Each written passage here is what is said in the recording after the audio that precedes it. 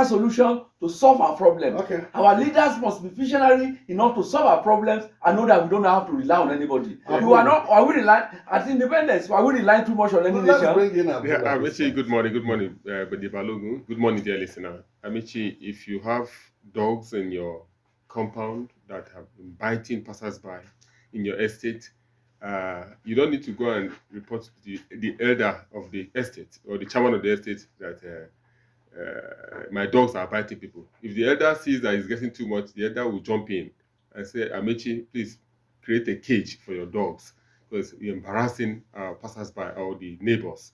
Now, what Trump is doing can be read in that direction. Are there issues in Nigeria, security-wise? Yes, there are. Have churches and mosques been affected? Yes, they've been affected. And what has the Nigerian government done? They've sacked service chiefs. They've employed new ones.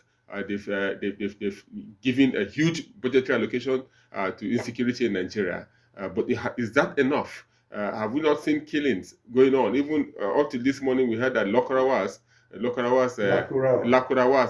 attacked a community somewhere in Niger State. So these are facts. Now, the dimension the Chinese people are coming in is just goes straight to say a renewed scramble for this whole of Africa's #1 nation, the biggest economy in Africa. A renewed scramble for it because Trump is not telling you that I want to come and take this, I want to take these economic gains. But you read the statement of the Afeni-Ferres. The Afeni-Ferres is saying that Trump has an ulterior motive by making this kind of a statement that he's calling the dog a bad name, that he has what he's looking for in Nigeria. That is why he's coming in through this angle of killings of Christians. Whatever the case, there's no development without peace. That is the basic line. If Trump was in the front row to be the Nobel Prize winner, of course, you know that he's a champion of peace. Whether he's defending Christians or defending humanity, he wants to see peace in Nigeria. That's his angle.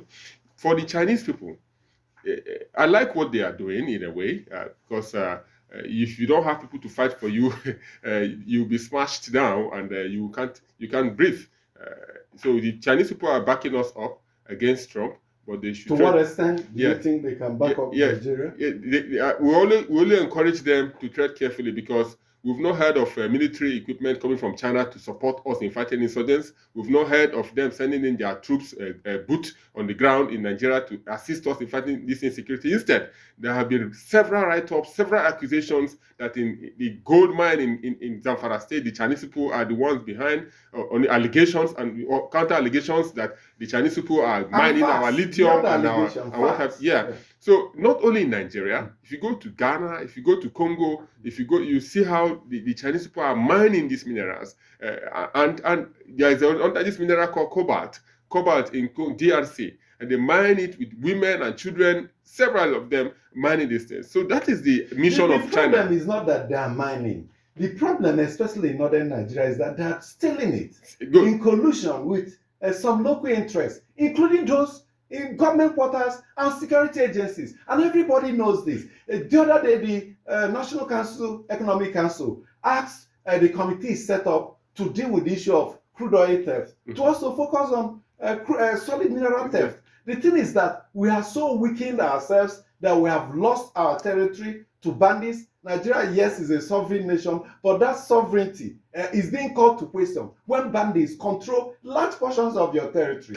Your sovereignty is called to question when foreign interests come in and set up illegal mining sites where they steal your resources. Adebayo Abodure was right in tracing the leadership issue. The failure of leadership we have in Nigeria. That failure of leadership. He mentioned Malaysia and other. Today, Malaysia, Indonesia, Singapore are competing with the US. Today, we are the mercy of US. And these were countries who were far better than in the 60s and early 70s. Bishop Hassan It's down to failure of leadership where the country, the leadership is weak. It cannot effectively contain its territory. Exposing its underbelly for foreign powers to come in and make it a battleground. But Bishop Hassan, Matthew Hassan Kuka will always tell you that if you buy a Benz, you don't, this day and time, you don't need a manufacturer to come and fix a Benz that is faulty in Nigeria.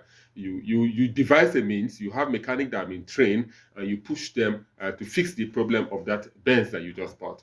The problem we have in Africa, in Nigeria particularly, goes beyond the political leadership. The economic leadership is failing. You see a country where you have policies that are not pro-poor. Now, this is a diversion now. The issue of tax is coming up in January. That is another round of economic trouble for Nigerians. People have not really understood this tax thing. People have not really, and now we are coming. There's borrowing here and there. Who will pay these loans that we are borrowing? One of our writers made reference to a point that after the U.S. social